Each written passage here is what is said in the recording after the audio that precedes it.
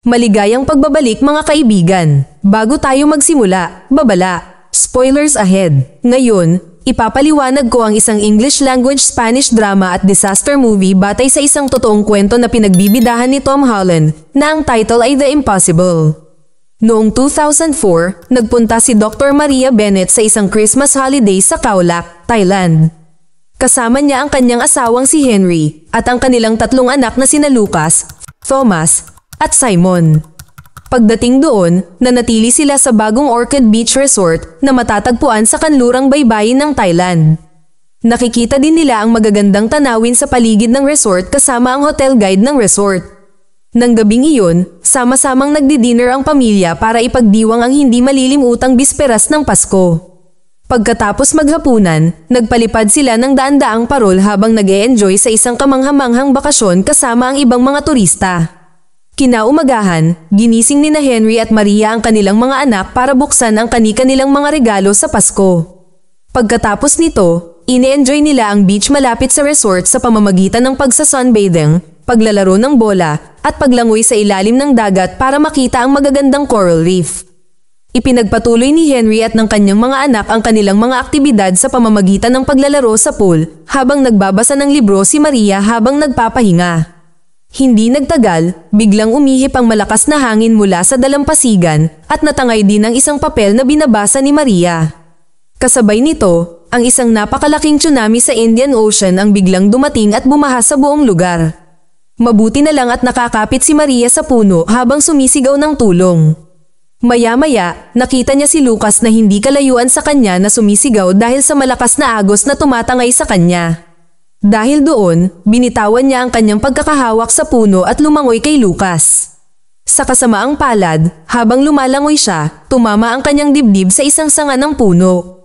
Nang makita ang kanyang ina, binitawan din ni Lucas ang pagkakahawak sa billboard upang makasama ang kanyang ina sa isang kama na tinatangay ng malakas na alon. Sa kasamaang palad, kailangan nilang maghiwalay muli pagkatapos ng isang malakas na alon na biglang dumating mula sa dalampasigan. Sa kalaunan ay muling nagkasama sina Maria at Lucas mula sa malakas na alon ng tubig at natagpuan ng isa't isa pagkatapos ng tsunami, habang si Maria na nagtamo ng malubhang pinsala. Naglakad sila sa pampang upang humingi ng tulong, ngunit wala silang makitang sinuman sa kanilang paligid. Dahil nag-aalala si Lucas tungkol sa isa pang tsunami wave, iminungkahi niyang akyatin ang isa sa malalaking puno sa malapit. Ngunit bago iyon, biglang narinig ni Maria ang boses ng isang paslit na humihingi ng tulong. Nahanap nila ang paslit na nagngangalang Daniel at tinulungan ito mula sa mga dahon ng puno na nakapaligid dito. Pagkatapos, umakyat sila sa malaking puno habang naghihintay ng tulong. Hindi nagtagal, dahan-dahan ding bumaba ang tubig sa paligid. Ang tsunami ay naging sanhi ng pagkawasak ng mga bahay at pagbagsak ng mga puno at kumitil ng maraming buhay. Sa kabutihang palad, hindi nagtagal ay natagpuan sila ng mga lokal at agad na ginamot ang kanilang mga sugat at nagbigay ng mga bagong damit. Tuwang-tuwa na nagpapasalamat si Maria sa kanila dahil sa kanilang pagdating. Pagkatapos, inilipat sila sa isang ospital sa lungsod ng Toccoa sakay ng kotse. Samantala, nahiwalay sa kanila si Daniel habang nasa biyahe dahil nakatutok si Lucas sa kanyang ina. Sa ospital, nakita ni Lucas ang napakaraming tao na malubhang nasugatan dahil sa tsunami. Kaya naman, hinanap niya ang kanyang ina na dinala sa isang silid para gamutin ang mga sugat.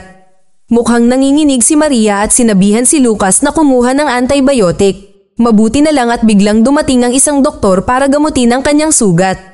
Matapos magkamalay, hinikayat ni Maria si Lucas na tulungan ng iba na mahanap ang kanilang mga miyembro ng pamilya dahil nasaksihan niya ang lahat ng mga doktor at nurse sa ospital na abala sa pag-aalaga sa lahat ng mga nasawi.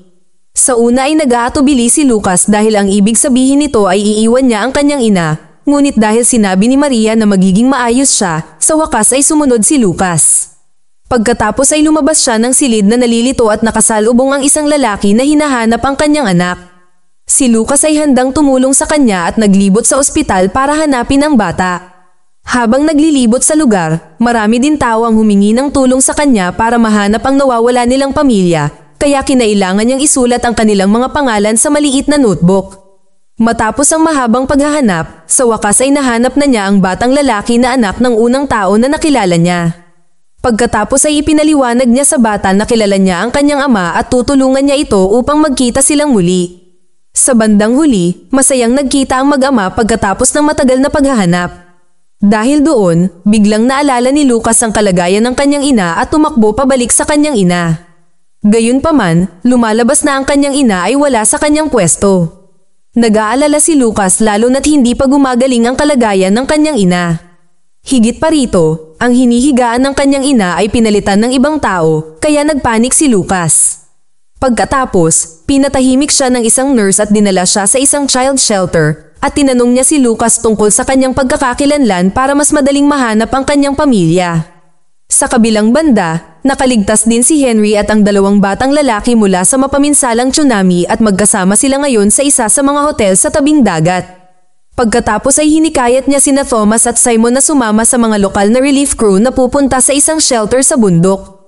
Samantala, nanatili si Henry upang hanapin sina Maria at Lucas sa paligid ng mga gumuhong lugar sa resort. Noong una, tumanggi si Thomas at ayaw niyang mawalay sa kanyang ama, ngunit dahan-daang ipinaliwanag ni Henry sa kanya na kailangan niyang alagaan ang kanyang nakababatang kapatid at sumilong sa isang ligtas na lugar hanggang sa maabutan sila ng kanilang ama. Habang si Henry ay nagpapatuloy sa kanyang paghahanap ng mag-isa, nahulog siya sa isang butas na nagdulot sa kanya ng mas maraming pinsala.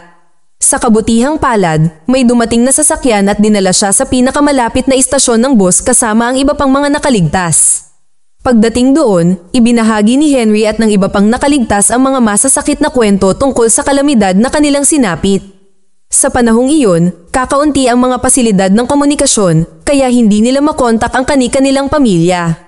Gayunpaman, isang turistang Europeo na nagngangalang Carl, ang nahiwalay rin sa kanyang pamilya, ang nagpahiram kay Henry ng kanyang cellphone para tawagan ang kanyang mga kamag-anak sa England. Ipinahayag ni Henry ang kanyang kalungkutan at ipinangako sa ama ni Maria na hahanapin niya ang kanyang pamilya kahit anuman ang mangyari. Kaya naman, nagboluntaryo si Carl na samahan si Henry sa paghahanap kay Maria at Lucas at sa sarili nitong pamilya na nasa dalampasigan din ng tumama ang tsunami. Pagbalik kay Lucas, dinala siya ng nurse para tingnan ang mga alahas ng namatay na babae na maaaring pag-aari ng kanyang ina. Gayunpaman, hindi niya matukoy ang alinman sa mga ito, kaya dinala siya sa isang silid at pagkatapos ay muling nakipagkita sa kanyang ina na inilipat sa isang pribadong silid sa ICU. Humingi ng paumanhin ang nurse dahil kailangang operahan si Maria para sa sugat sa kanyang dibdib sa lalong madaling panahon, kaya nahalo ang kanyang medical record sa ibang tao. Habang hinihintay ni Lucas ang kanyang ina sa ospital, hindi niya sinasadyang nakita si Daniel, na muling nakasama ang kanyang ama. Natutuwa siyang makita ito at gusto niyang ipaalam ito sa kanyang ina. Gayunpaman, sa halip ay nagtanong si Maria tungkol sa kondisyon ng kanyang sugat sa binti. Kaya naman, sinabi ni Lucas sa nurse na lumalala ang mga sugat ng kanyang ina. Sinisikap ng nurse na tiyakin sa kanya na gagawin nila ang kanilang makakaya at ooperahan si Maria sa lalong madaling panahon. Samantala, hinahanap ni na Henry at Carl ang kanilang mga pamilya sa iba't ibang lugar, ngunit hindi pa rin sila matagpuan. Sa kalaunan ay nakarating sila sa ospital sa Toccoa pa. Ngunit binibigyan lamang ng driver si Henry ng 5 minuto upang hanapin ang kanyang pamilya bago sila pumunta sa ibang shelter. Binigyan din siya ni Carl ng isang pirasong papel na may mga pangalan ng mga miyembro ng kanyang pamilya, umaasang mahahanap din sila ni Henry sa loob. Habang hinahanap ni Henry ang kanyang pamilya, nakita ni Lucas ang kanyang ama mula sa malayo habang naghahanap siya ng tubig para sa kanyang ina. Agad niya itong hinabol, ngunit huli na siya dahil bumalik na si Henry sa sasakyan. Kasabay ng mga pangyayaring ito, huminto din sa labas ng ospital ang isang sasakyan sakay sina Thomas at Simon na bumaba para umihi saglit. Si Lucas, na sinusubukan pa ring hanapin ang kanyang ama sa labas ng ospital, ay nagsimulang mawalan ng pag-asa at pagkatapos ay sumigaw ng malakas sa abot ng kanyang makakaya. Sa hindi inaasahan, ang kanyang sigaw ay narinig ni na Thomas at Simon na malapit nang bumalik sa sasakyan at sa wakas ay muling nagkita. Hindi lang iyon, nakita din sila ng kanilang ama at muling nagsama ang pamilya. Pagkatapos nito, sinabi ni Lucas sa kanila na nasa ospital din si Maria at handa na siyang sumailalim sa operasyon para sa kanyang binti. Agad silang pumunta sa kanyang silid at hinikayat ni Henry ang kanyang asawa na magiging maayos din ang lahat pagkatapos ng operasyon. Lumapit ang nurse sa pamilya ni Henry at sinabing handa na silang operahan si Maria. Sinamahan din ng pamilya si Maria sa operating room upang mag-cheer sa kanya. Samantala, mas lalong na-motivate si Maria matapos makita ang isa pang pasyenteng gustong mabuhay. Habang pinapatulog siya gamit ang anesthesia, naranasan niya ang mga flashback kung paano siya nasugatan at kung paano siya lumutang sa tubig. Habang siya ay nasa operasyon, sinabi ni Lucas kay Henry na mayroon siyang mahalagang gustong sabihin sa kanyang ina. Kaya matyaga silang naghintay na maging matagumpay ang operasyon habang naghihintay sa labas at makatulog. Kinabukasan, sinabi ni Henry kay Lucas na maayos na ang kanyang ina at uuwi na sila pagkatapos ng operasyon. Sumakay ang pamilya sa isang eroplanong ambulansya papuntang Singapore para makatanggap ng karagdagang medikal para sa pagpapagamot kay Maria. Sa kalaunan ay nakatagpo nila ang isang kinatawan mula sa kanilang kumpanya na sinisiguro sa kanila na ang lahat ay kanilang pangangalagaan. Habang nakikita ni Lucas ang hindi mabilang na tao sa labas ng ospital na tumitingin sa mga listahan ng pasyente.